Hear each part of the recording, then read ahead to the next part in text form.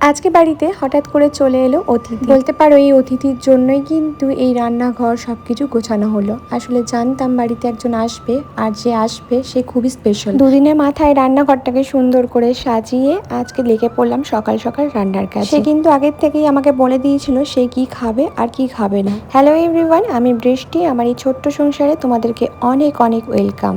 তোমরা আমার এই রান্নাঘর গোছানো দেখে অনেকে অনেক কিছু ভালো ভালো কমেন্ট করেছো, আর সেই সব কমেন্ট পড়ে না আমি এতদিন ধরে মানে এই দুদিন ধরে যে পরিশ্রমগুলো হয়েছিল সেগুলো সত্যি বলতে ভুলে গেছি। তো এখন সকালবেলায় ব্রেকফাস্ট বানাচ্ছিলাম। প্রীতমকে একটুখানি আগের দিনের ব্রেড ছিল সেটাকে ডিমের মধ্যে দিয়ে জাস্ট গোলমরিচ আর নুন দিয়ে একটু ওই ব্রেড অমলেটের মতো করে দিলাম। এটা নাকি ওদের খেতে খুব ভালো লাগে, রুটির থেকেও নাকি এইগুলো বেশি খেতে ভালো লাগে।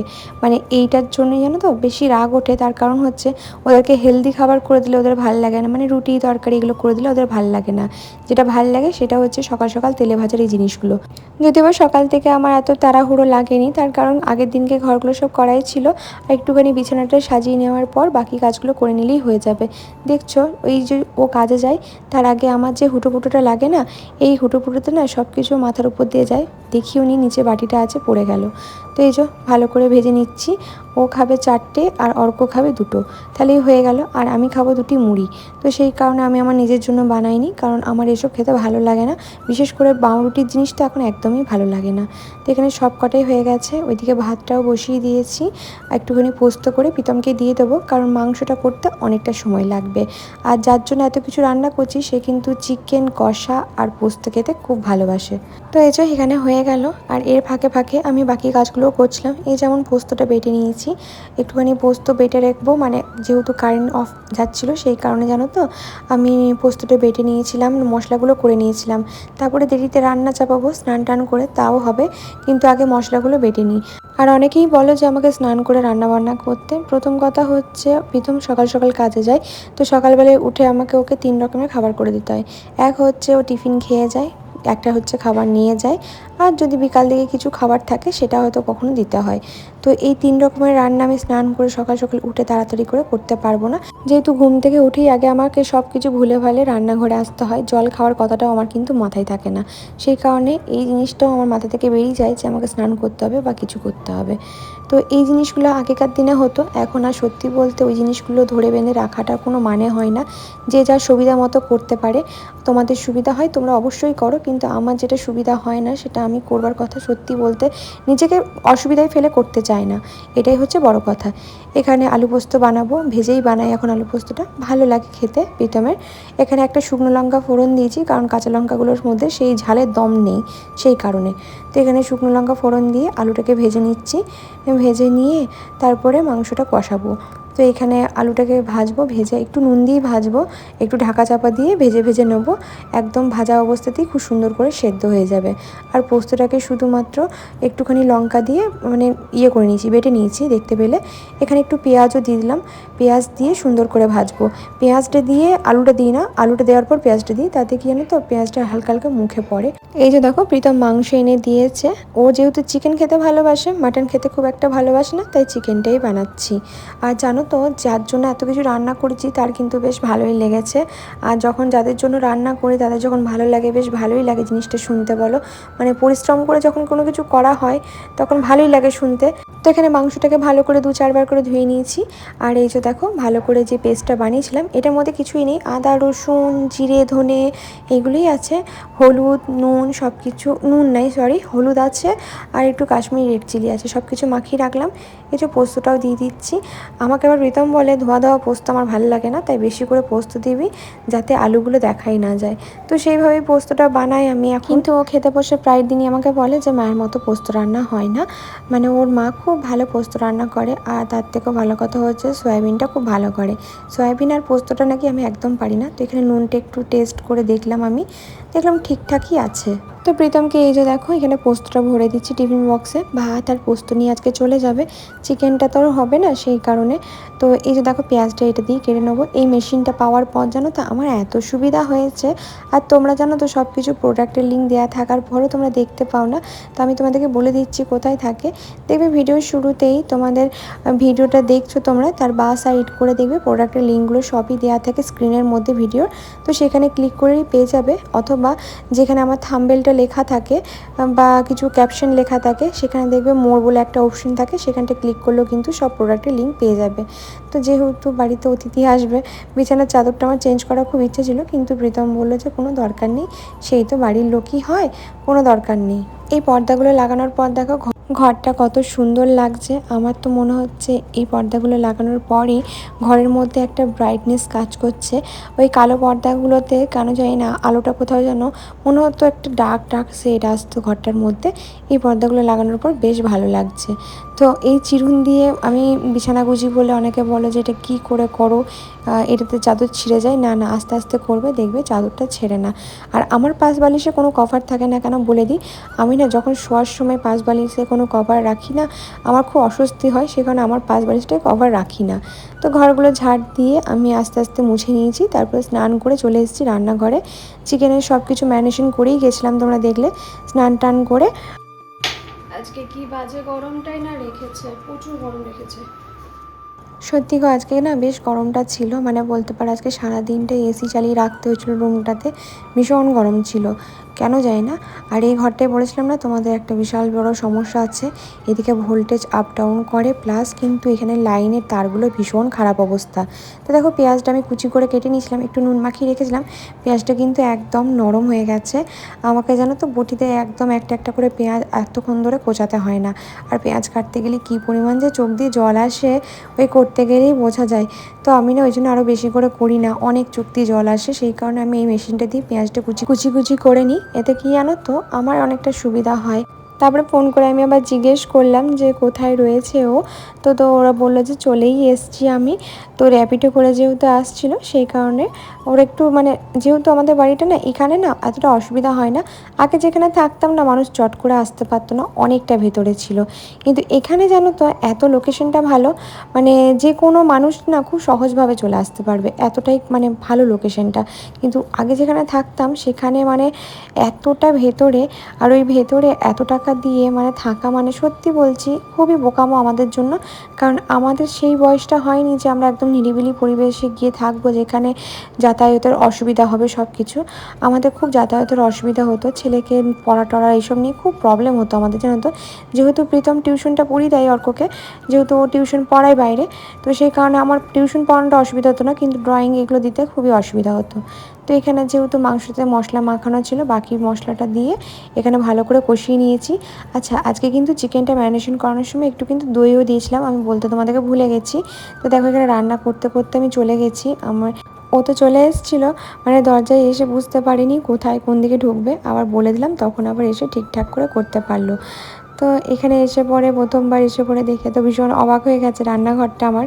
কারণ এর আগে যখন এসেছিলো তখন রান্নাঘরটা দেখে গিয়েছে, এত নোংরা রান্নাঘরটা, সত্যি বলতে প্রচণ্ড বাজে দেখতে লাগতো। এখন তোমরাই আমাকে বলো যে এত সুন্দর লাগছে রান্নাঘরটা দেখতে। তো ও এসে পরে বলছে বেশ সুন্দর লাগছে টাইলসগুলো। তবে কি বলো তো, একদম নিখুঁত হাতের কাজ তো করতে পারিনি আমরা, কিছু কিছু জায়গায় ভুল হয়েছে, কিছু কিছু জায়গায় মানে অনেকটাই অসুবিধা হয়েছে করতে, আর দেখতে অনেকটা যে একদম মানে খুব সুন্দর ফিনিশিং এসছে হাতের কাজটাতে, তা না। আমাদের কাজটা খুব একটা যে মানে ভালো করে করতে পেরেছি তা না, তবে বেশ ভালোই লাগছে, কাজ চালানোর মতো বেশ কিন্তু ভালোই বটে। তো বেশ আর কিছুই করবো না, এখানে জাস্ট একটুখানি কষিয়ে নেবো, তাহলেই হয়ে যাবে মাংসটাকে। একদম জল ছাড়া আমি এই মাংসটা কষাবো, কারণ মাংস কষাতে গেলে না আমি কোনো রকমই কিন্তু জল আমি দিই না এর মধ্যে। তো এখানে আমি জাস্ট কষিয়ে নিচ্ছি।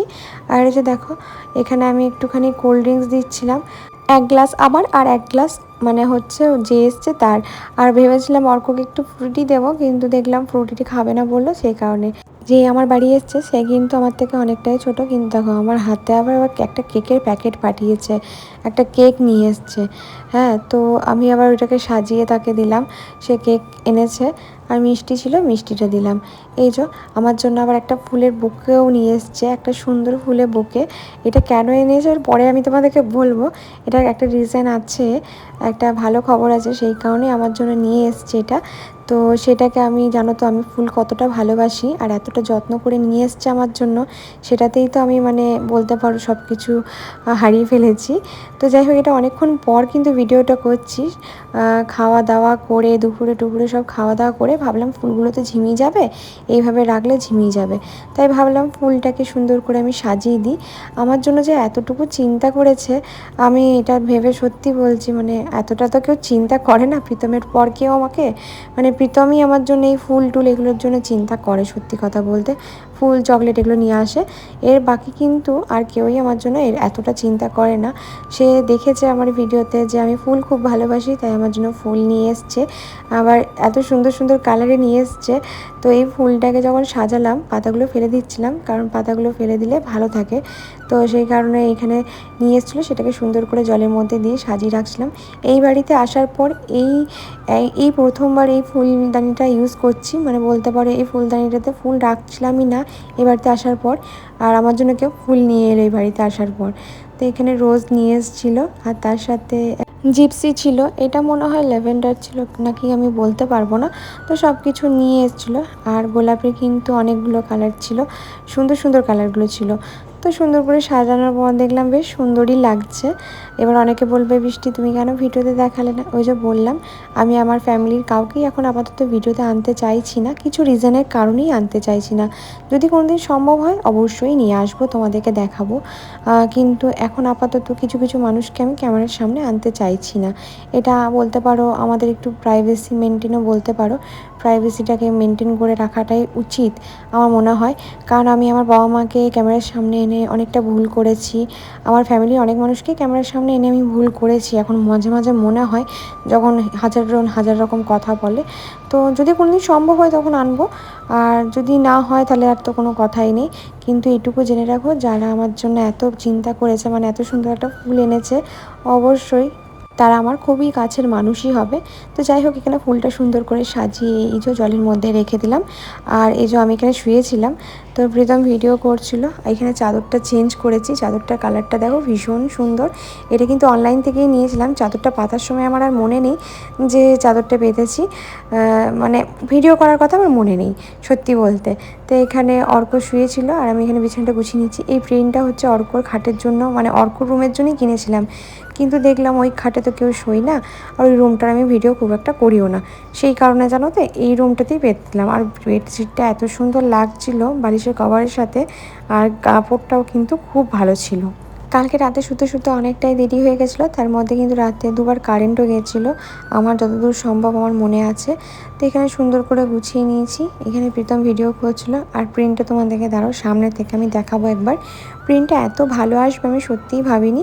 তো লিঙ্কগুলো দেওয়া থাকবে, তোমরা চাইলে পারচেস করতে পারো।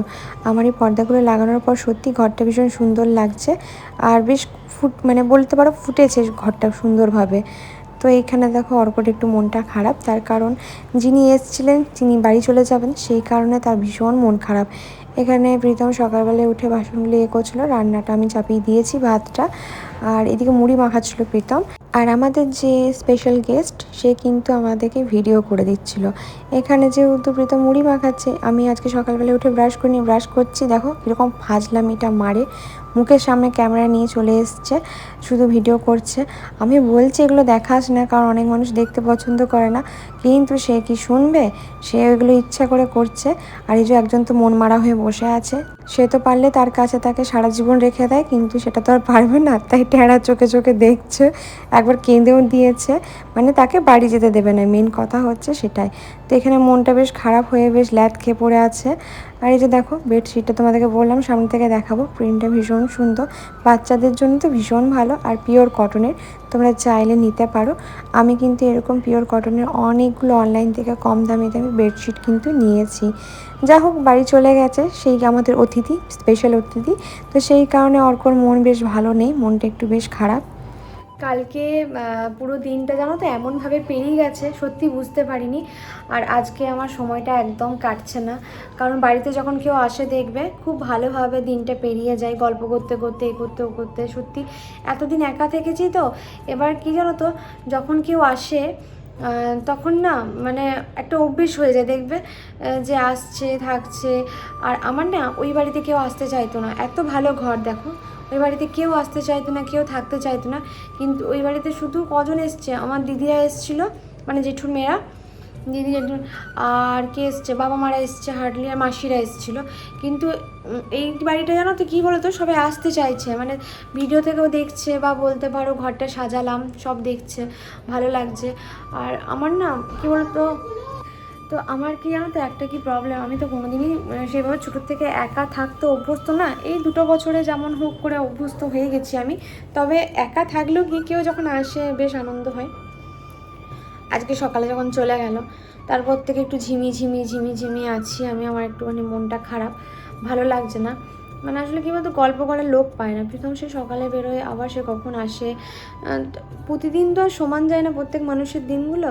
ও আমাকে সময় দেয়, অনেকটা সময় দেয়, সারাদিনে কাজ করলেও আমাকে সময় দেয়। তবু কি জানো তো, আমার একটা যদি সারাদিন বন্ধু থাকে গল্প করার, তাহলে দেখবে ভালো লাগে। তো তোমাদের হয়তো মনে হতে পারে বৃষ্টি কেন দেখাচ্ছ না ফেসটা, হ্যানটা, বা এটাও বলতে পারো যে ভিডিওতে যখন দেখাচ্ছ না তাহলে বলছো কেন। দেখো এতটা রান্না করছি, মানুষ তো জিজ্ঞেস করবে, তাই আগে থেকেই বলে দিচ্ছি। কিছু প্রবলেমের জন্য এখন দেখাচ্ছি না, পরবর্তীকালে সম্ভব হলে অবশ্যই তোমাদেরকে দেখাবো। তো আজকে ভিডিওটা এইটুকুখানি, সবাই ভালো থেকো, সুস্থ থেকো, আর সকলকে ভালো রেখো। টাটা।